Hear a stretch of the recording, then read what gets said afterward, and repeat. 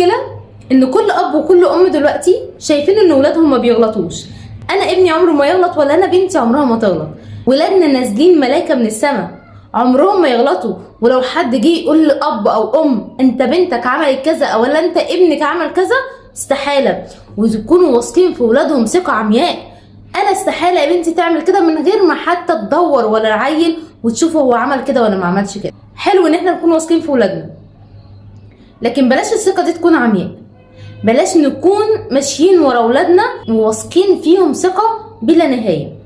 طبيعي ان ولادنا يغلطوا، ما دايما بيختلطوا بناس مش متربيين من نفس التربيه اللي هم اتربوا فيها، وبيخرجوا لبيئه تانيه بره البيت اللي كانوا قاعدين فيه.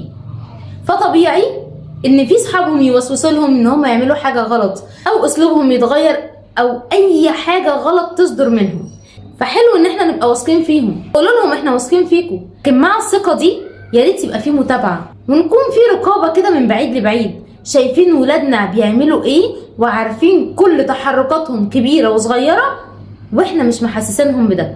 لكن بقى فكره ابني ما بيغلطش وبنتي ما بتغلطش، اي حد قال كده وصلته في النهايه لكارثه. انتوا ربيتوا كويس، لكن زي ما قلت لكم مش عارفين هما بيتعاملوا مع مين بره.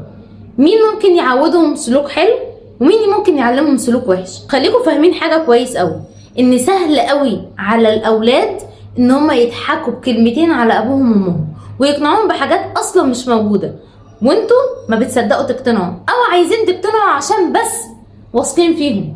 في امهات وابهات كتير قوي بيداروا عيونهم على الحقيقه، مش عايزين يشوفوا ولادهم وحشين، وده برضو بيوصلهم لطريق وحش قوي في النهايه، لطريق سد ما بيعرفوش يرجعوا منهم لا هم ولا عيال. تابعوا ولادكم، المتابعه مش عيب، وان انا اقول لابني صح وغلط برضو مش عيب.